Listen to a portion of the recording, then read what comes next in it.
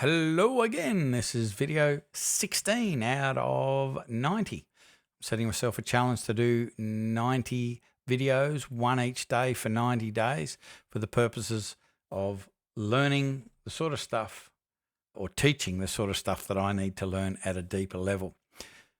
Video 15, I talked about the first S of the triple S system. So the first S is stabilize. The second S is systemize. And so once you have identified what the problem actually is and you've calmed the chaos, so you've changed or at least addressed how you think about things and how you see things that could be contributing to the problem, and you know exactly what the problem is, the next step, if the problem still exists and can be fixed by a system, is to systemize, is to create a system. I think the key with systems is that a system needs to be, number one, it needs to be simple. And the first piece of a system that I think that needs to be established is the reason, the why. If you're just told to do something, if you're like most people and you're just told to do something and there's no reason given, why do you want me to do that? Because I said, isn't normally a very good reason, and we push back against it, particularly if we've got a different way of doing things or this doesn't suit us or what have you. So coming up with the reason is pretty important.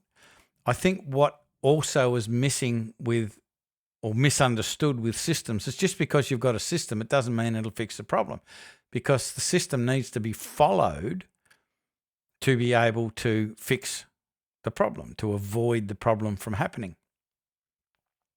And so it needs to be clear and it needs to be simple. And as I said, the first step is the why. My thoughts also on systemizing is that the most important system to have is a system to create systems. And the reason that I suggest that is what I often see is a business owner will see a problem and they will create a system to fix it. And then they will make a decree to the peasants. They'll stand up on their balcony and say, hear ye, hear you.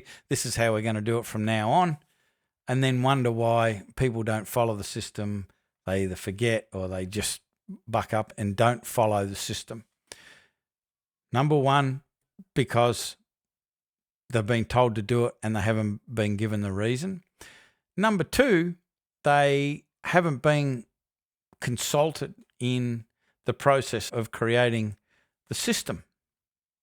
And you will find that a system will be far better followed, far more likely to be followed by the people who need to implement the system if they have been integral in the creation of the system. So what needs to exist first is a system to create systems. And then you gather the stakeholders, the people that this affects and that are on the front line to implement the system, and get them involved. And you might think that's a slow way of doing it and it'll take time to get people together. And it will take a bit more time to create the system that way, but then the system will be followed and the benefits will be significant because the time saving, the reduction in mistakes, the increased efficiency and effectiveness through having a quality system that is being followed will outweigh the time that it took to put it together and get the people together to create that system. And so there will be far more buy-in at some stage. And I know that this happens with us and a lot of our members who have got, for instance, virtual assistants, a virtual assistant or a number of virtual assistants, that when the system to create system is in place and that is agreed upon as the system that we use to create new systems, you'll find that they will really fall in love with it and they feel like they're being given responsibility and trust and all of these cool things that make them feel like they're really part of a team. And what that does is, instead of you being the bottleneck that's always involved in the creation of a system or a process, you might be the last person that is involved after the system has been built, and they go, what do you think of that? And you might be able to have some contribution to it, to a refinement of it, or just give them a pat on the back and a standing ovation for doing a great job. And it takes a whole lot of time and interruption and frustration away from you. So other people have been given the responsibility to create a system, but because we've all agreed on the system to create the system, a good quality system can be created in your absence. And the important thing about systems and having systems in your business and following the systems is systems can always be improved. They can always be refined. But for that to happen, they first need to exist, and they need to be followed.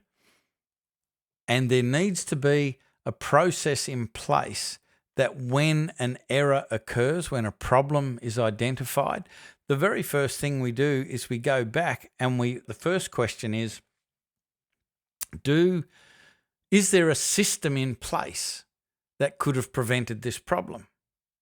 And if the answer is no, well, we know what to do. We pull out the system to create systems and create a system. And it might be average in the beginning, but at least it then exists and we can improve it.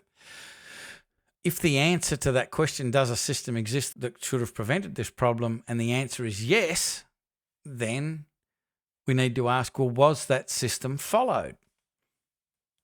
And that's an important question to ask, because if the system wasn't followed, we then need to have a different approach to fixing it. Why wasn't it followed? What don't we like? What wasn't communicated effectively? Are the bits that you need to follow the system too hard to find? Is it confusing? Blah, blah, blah, blah. What's the reason why it wasn't followed? And then we can ensure that it was followed. But if the answer to the question was the system followed, yes, then it's identifying that there is a fault in the system. So it's really important to understand, first we need a system to create systems, then we need a system to ensure that the systems exist and are being followed or are being refined when they don't quite work properly. So there's a fair bit to systems, and getting people involved in systems and contributing to systems is really the way to go. So hope that makes sense about systems. So that's the second S in the triple S system. First is stabilize. If you don't know what I'm talking about there, go watch video 15, stabilize, to video 15 out of 90. And this is video 16 out of 90. The second S, systemize. Repeatable, reliable systems. And people will start to trust those systems, and they'll start to feel good about building them, and they'll start to feel good about refining them. So I hope that helps. If you'd like to make a comment, if you'd like to give me your thoughts, I'd love to hear them. Just connect with me on LinkedIn, send me through a message or whatever, and maybe we can jump on a Zoom and discuss things and see how this works with your business. What's your experience? Would this help you in your business? Is there something I'm missing that you've learned that I can learn from you? That would be awesome. Let's connect. If this is making sense and if it's helping you in any way with these 7-day-a-week videos for 90 days, I'd love to get your feedback on it. See you in the next video. Bye for now.